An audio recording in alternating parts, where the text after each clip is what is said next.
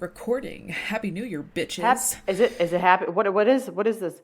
It's New Year's Eve. Oh, that's right. Happy New Year. Oh my God. Bye, 2023. This is the last episode of 2023. Goodbye, bitches. The final, no. Ep. So. 2020. 3. There you go. That was impressive. Thank you. Good job. Thank you. Sayonara, 2023. This year was kind of garbage.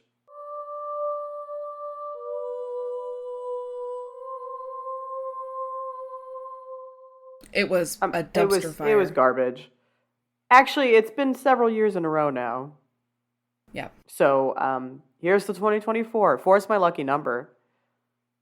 So here's to a hopefully better year. We're kicking it off in retrograde, though, so that doesn't feel great.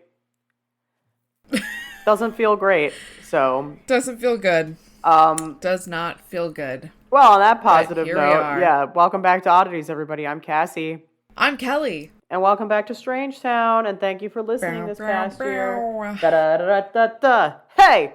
So, we're coming in... Oh, nope, just kidding. Before we come in hot with anything, you know the usual. All of our social media is linked to the description. Our website, our email, our merch, our Patreon. Support us in whatever way you can, please. If you enjoy this show, also, please leave us a fun, funky, fresh, positive review on whatever platform you're listening on. And if your platform doesn't allow you to leave a review, then leave us 5 stars. Yes. Thank you. But by the time this comes out, the giveaway will be over. The giveaway will be over, so just do it out of the kindness of your heart, yes? Yeah. So we're doing a double recording. This is, well, technically it's a triple recording because we did a bonus episode too. So yes, I have made the mistake that I always make. And I have not saved a single thing to speak about. I haven't saved shit. Wow, everybody, welcome to the shortest intro ever. 2 minutes. Let's fucking do this. Here we are. Boo! We hope you all enjoyed your Christmas, whoever celebrates. Yeah, we hope you're having a wonderful holiday season. Hopefully you're getting some time off from work, some relaxation. Yeah. We are powering through some recordings so that we can have some time off. I mean, correct. We're not going to have time off, really, because we're going to still be talking all the time, because that's what we do best. We won't have time off from each other, but we'll have time off from recording and editing and all the fun stuff. We love you guys, but, if you want us funky, fresh, and restored, we need a break. So we do. That's right. We have been pumping out the content, because we've been doing doubles. For several weeks. For several weeks in a row. Yeah. It's been a lot. We're tired. We need a break. We need a break, but we love doing this. All right. Well, let's just do this shit. You ended last time and you said you have an interesting topic. Would you like to start us? Yeah, I'll start. All right. So, I'm going to start with, I'm going to be talking about twins today. So twins? Great. One. Love it. So, twins fascinate me and freak me out. I am going to put a little bit of a disclaimer, only because I will be talking about child death, so that might be triggering to some people. So if that is a topic that is disturbing to you, please skip to Cassie, please. In which I'll talk about more death, but okay, then just in general. Yes. See you in the new year. Bye. So, on to the episode. Here we go. In 1957, there lived a family in Hexham, England, the Pollack family. Parents were Florence and John Pollack, and their 2 daughters, Joanne and Jacqueline, who were 11 and 6 years old at the time. Okay. The 2 sisters were walking with their 9-year-old friend Anthony to church when they were struck by a reckless driver and killed. Oh my God! Okay. Yeah, we're just jumping right into it. There's no easy way to get into this. Shit. Okay. All right. The sisters were killed almost instantly, and Anthony died on his way to the hospital. Oh. It was later discovered that the woman who struck the children was under a number of different drugs and admitted that she purposely hit the children after she was forced to give up her own children. What the fuck? Yeah, and she was placed in a psychiatric hospital. All right. Yeah, that was in my notes. I just felt like it was needed. It was all the research heavily. I felt like it needed. What a fucking garbage human being. Okay, go ahead. Florence and John were deeply devastated over the loss of their precious children, obviously. I bet. However, a year after following their deaths, Florence became pregnant. Oh. John was completely convinced his daughters were going to be reincarnated as twins. He could not be told otherwise. Okay. He was utterly convinced that his daughters were going to come back as twins, and they were going to come back as two little girls. That interesting. He could not be told differently.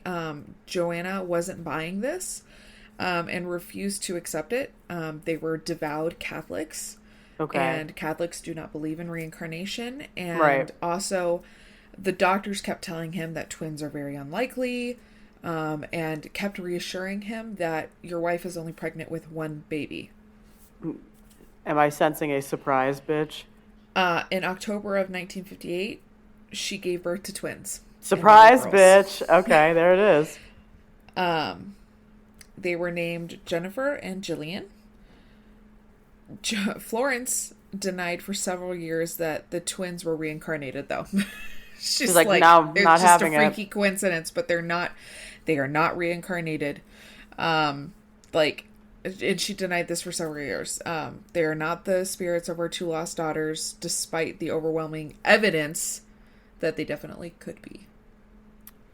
Oh my god. You know I love this shit. I'm fucking psyched. There were small things at first, like the fact that Jennifer had a birthmark on her hip that was identical to the birthmark Jacqueline had on hers. Oh. Also, both twins had different kinds of birthmarks, which were very unusual for twins. Oh. The family moved. Were they identical twins? Yes. Aside from these birthmarks? Yes. Interesting. Okay. The family moved out of Hexham, and when the twins were only a few months old, but as they got older, they were able to remember things about Hexham. Oh. They even remember, even though they've never been there, if that's not crazy enough, the twins were able to identify their late sister's toys by exact names. Oh.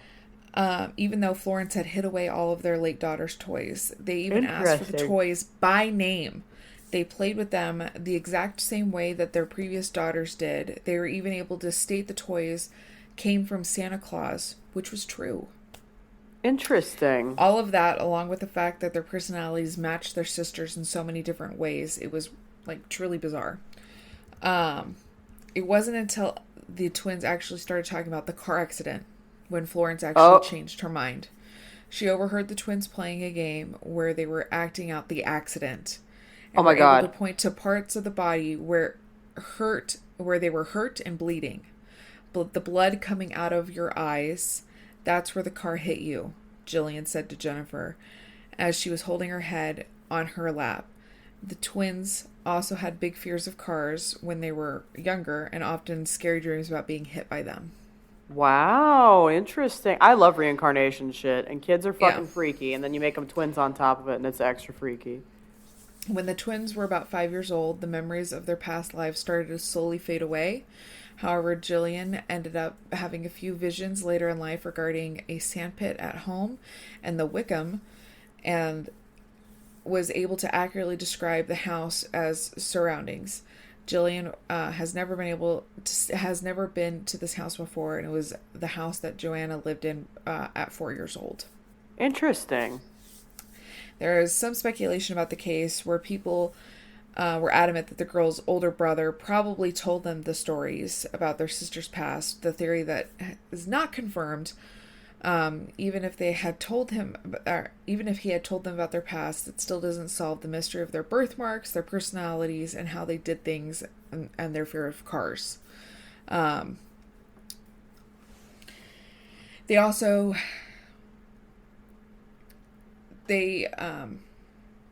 I think it's crazy about the toys and the way they were acting out the car accident. Yeah. I don't think they'd be able to act out the car accident even if their brother told them, oh yeah, you died in a car accident. Because I don't know that the brother would know the exact details. Like the specifics, Because I don't know that I as a parent wouldn't tell their older sibling. Like they were bleeding out of their eyes. Like, no. Yeah. I think this is actually a case of reincarnation. I think it could be. I'm a big believer in reincarnation. I mean, look, all that energy, all that soul has to go somewhere. Yeah. Um, the fact that the father was so dead set before the children were even born. Yeah, My that's daughters are interesting. going to come back. Like, he had this very strong intuition and feeling about it. I am a big believer in intuition. My intuition's never led me wrong. Right. So when other people are talking to me about their intuition and they're telling me something about it, I fully believe it. Like, I trust them, you know? So, I don't know. I fully believe this. What do you think? I mean, there's some pretty convincing stuff, especially with the birthmarks too.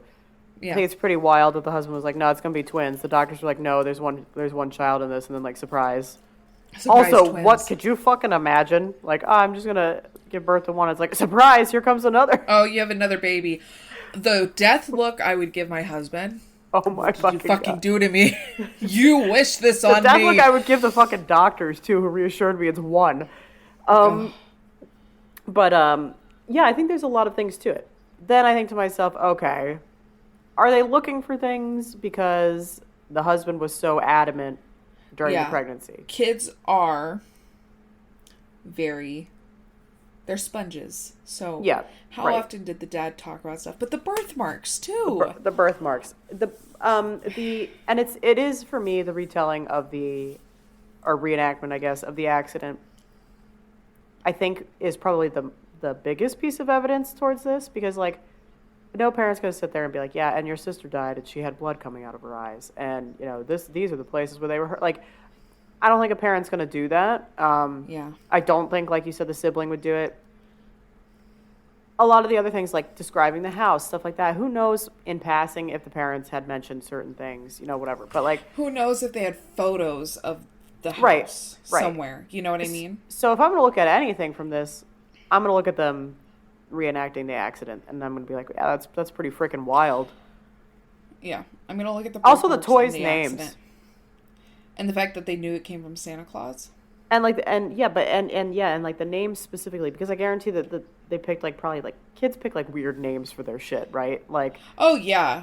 so I mean that part to me, and I don't think that the parents Oddly probably specific names too. if they kept the toys packed away, I don't suspect the parents would have healed enough to actively talk about the names of the toys if they can't even have the toys out. So Yeah. yeah, I mean I think listen, I'm all aboard the reincarnation train. I love it, and I love stories like this.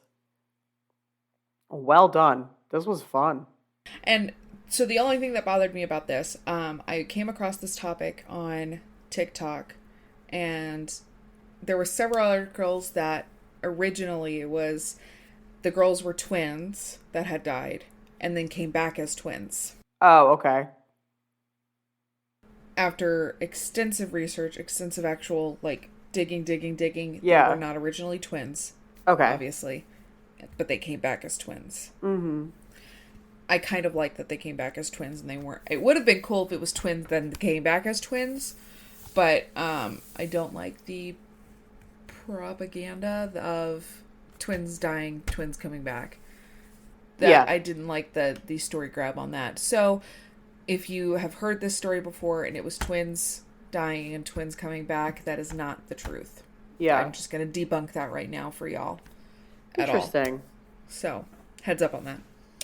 Careful what you hear. That's true. Yeah. And what you choose to believe in. That's what a cool story. Nice. Nicely done.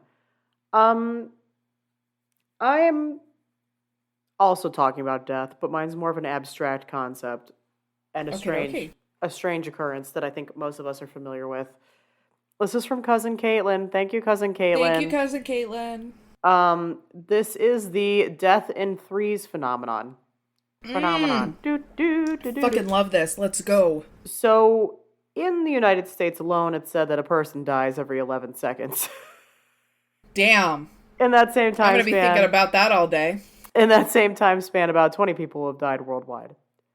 These numbers may have shifted at this point. But anyway, let's look at some instances that we're familiar with of threes. So like Jimmy Buffett dies. Steve Harwell, the lead singer of Smash Mouth, dies. Gary Wright, who wrote the iconic 70s hit Dreamweaver, died.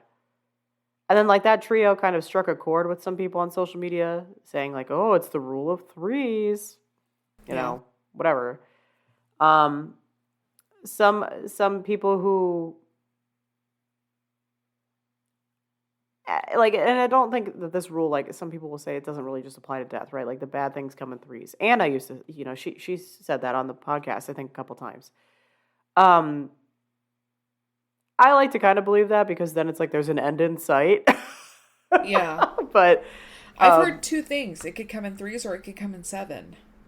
Well, we don't like the seven. I don't like the seven, so I like three. So three it is. That's it. A lot of people, when you think about bad things coming in threes or deaths specifically coming in threes, they refer to like celebrity deaths.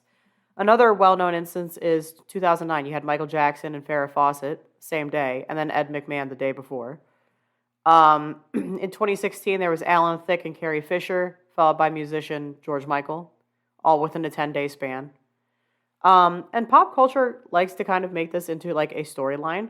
The TV show 30 Rock has an episode built around the premise of one of its characters being worried about becoming the third celebrity death. And it feels to some like there could be, you know, something back in human history that might have started like this whole whatever concept.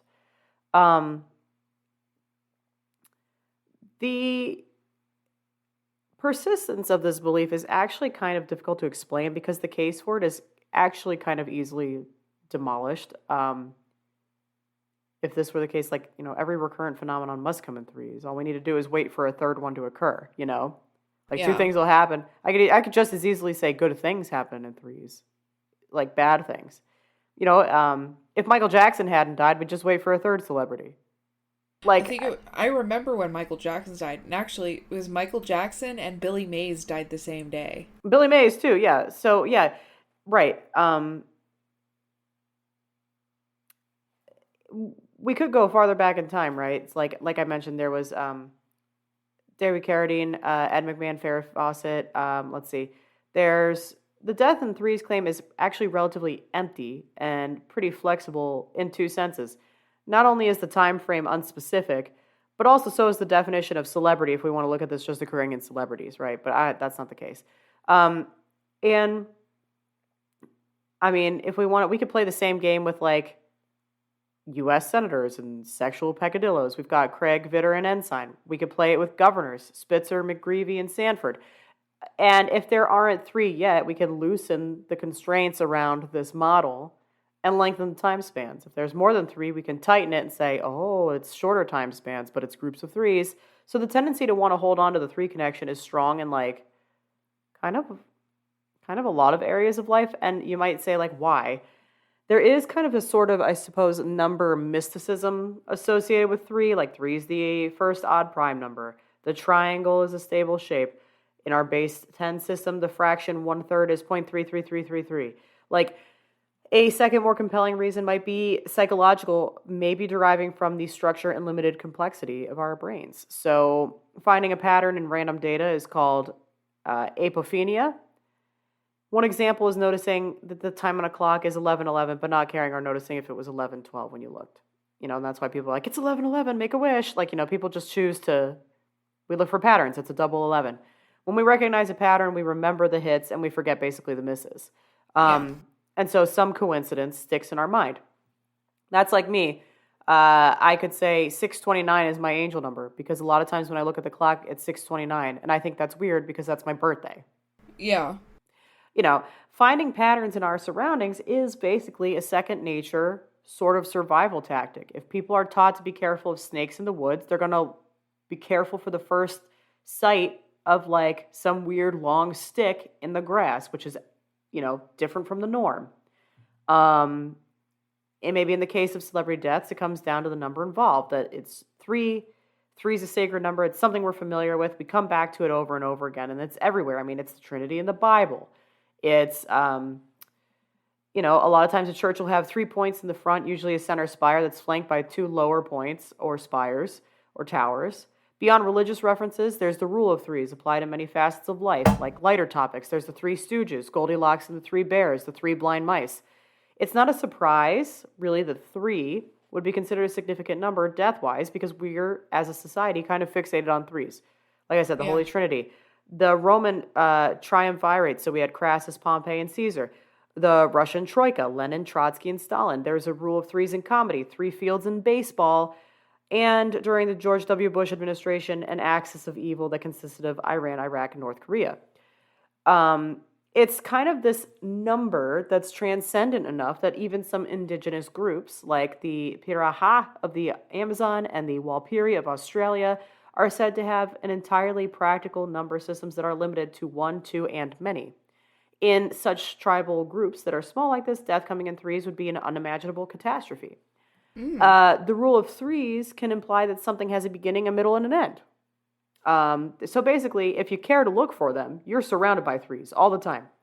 That thing behind you has 3 panels. Oh. You know, like... Is it 3? 1, 2... Oh, yeah, there's 3. You know, there's this blog from a funeral director that I found who had kind of an interesting take on this. They shared that bereavement is like this state of sorrow over the death of a loved one. When we're bereaved, we suffer a lot of ailments that can come from, diminished appetite, to sadness, to migraines, depression. Bereavement can become complicated and extended for a lot of survivors. Generally, these survivors will feel desolate or alone for a period of time, and navigating back to a healthy state of living is essential for the survivor. If this is not accomplished, difficulties, illnesses, and sometimes death can follow. It's an interesting phenomenon that a person's death can cause another person's death. For this person, as a funeral director, they've witnessed this phenomenon firsthand. They've seen spouses die within hours of each other, siblings pass at funerals of their brothers or sisters, sweethearts commit suicide after learning, their beloved had done so. And these deaths caused by other deaths are not the norm, but they happen. And the elderly and the infirmed tend to be at risk due to the incredible levels of stress and sorrow induced by loss. The mentally ill or those with maybe mental disabilities or differences may find themselves at an even greater risk. One's risk is relative to their level of dependency and attachment on the deceased. Their physical and mental health might also contribute to their risk factor. If one is aware that they, or someone that they know, fall into these categories, seeking support and medical intervention early on could be helpful. But there's also moments in time which would place the survivor at increased risk. The moment of death notification, if unexpected, can be very stressful. If you're notifying a family or friend of a loved one's death, evaluate the significance of their attachment and any possible health risks. If someone has a heart condition or some other significant health issue, you might take precautionary measures, as recommended by a physician, before proceeding with telling them about this. So, for example, say you have an elderly woman who died, her husband has a heart problem, and you have a child who's stressed at work. You tell, the husband finds out, has a heart attack. He's already got a heart problem. The child who's under stress at work is driving home from work and finds out, and they run their car off the road. There you have the rule of 3, but it's all just circumstance. So it's really about how you frame things up. Honestly, in doing my research of it, there's a lot of examples of this throughout time, but I think probably more exemplary of this throughout time is the fact that we as a society fixate on 3s. Did I dive into that with my research? No, but I'd like to sometime because I think it's pretty interesting. But I listed off a whole host of examples there that are just, we're focused on 3s. So do I subscribe to the idea of death in 3s?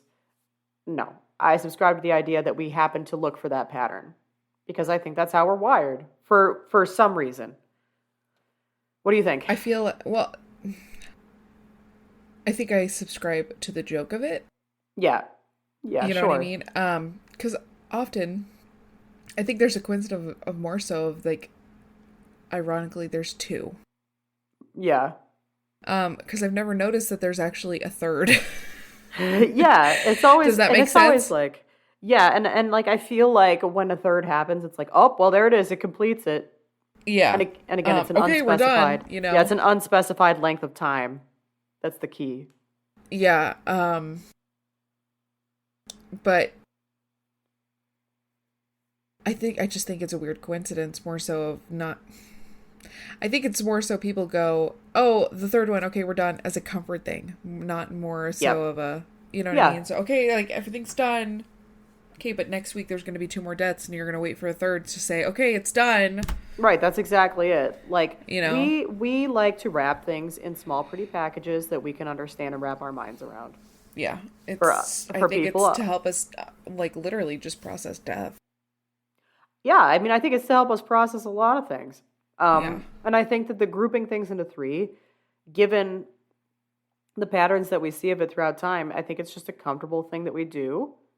And so, why Yeah. not apply that rule to deaths or bad things too? If we're going to do it to people in political placements, if we're going to do it to I don't know, the Holy Trinity, if we're going to do, we've got it throughout history in all kinds of different aspects. Like why Why not? not do it to good things as well? Yeah, and Yeah. like I said in researching this, I mean the person, like all these different people, like they made a valid point. Three is a stable number. You have three sides on something.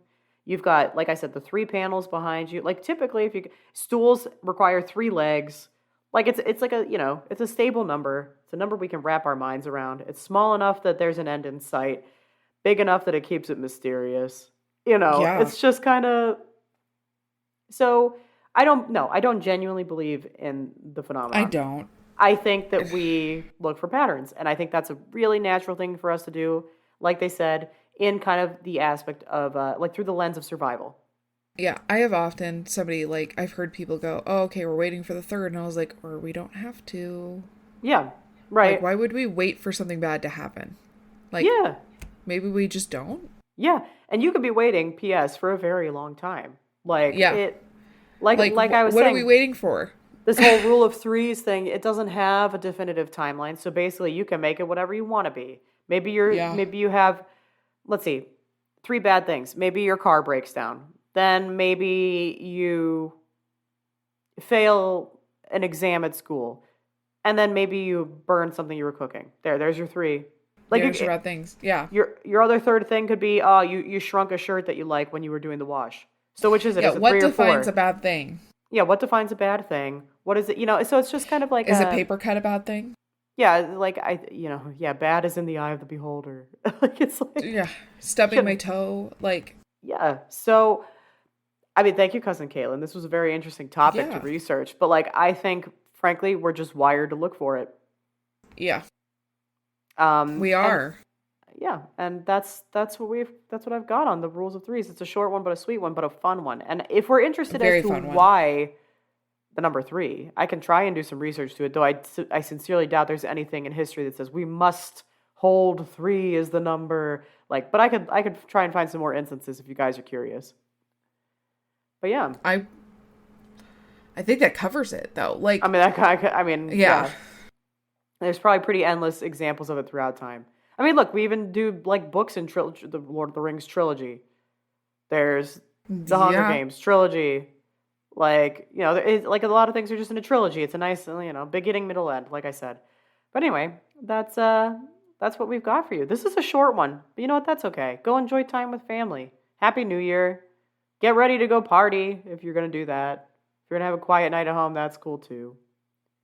If you're gonna watch a pickle drop, that's fun as well. Watch something drop. I think Sure. Hawaii does the coconut. Do they really? Love that. Yeah. Love that energy. Yeah, but thank you again for a wonderful year, Odd Fam. And until next time. Stay strange.